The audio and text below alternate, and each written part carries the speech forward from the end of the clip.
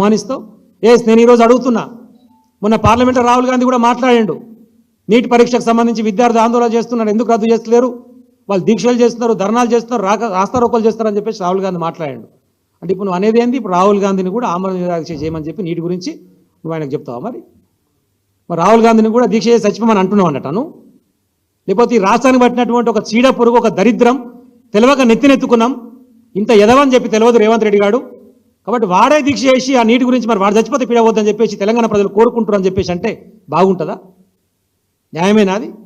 నోరు తెరిస్తే ఇబ్బందికరమైన మాటలు.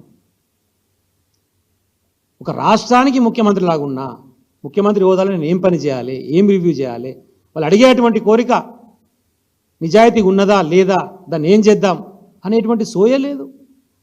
నోటికి ఎంత వస్తుందంత ఒక షాడిస్ట్ లాగా, షాడిస్టే బిహేవ్ చేస్తారు. వాడు చచ్చిపోవాలి, వీడు చచ్చిపోవాలి, నాకు కూడా అడ్డం రావద్దు. ఇంత పెద్ద ఉద్యమం జరుగుతూ ఉంటే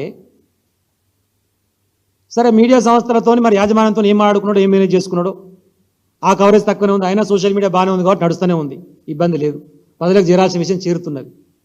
ప్రజా గొంతుకలు, ప్రభుత్వ వ్యతిరేక గొంతుకలు అని చెప్పేసి కేసీఆర్ గారి 9.5 సంవత్సరాల పాలనలో మొత్తుకున్నటువంటి మరి గొంతులని మూగపోయినా ఎక్కడ పోయినా అర్థమవుతుంది. ఆ గొంతులని ఈ కోదండరామ్ అంటాడు ఎక్కడ పోయిండు?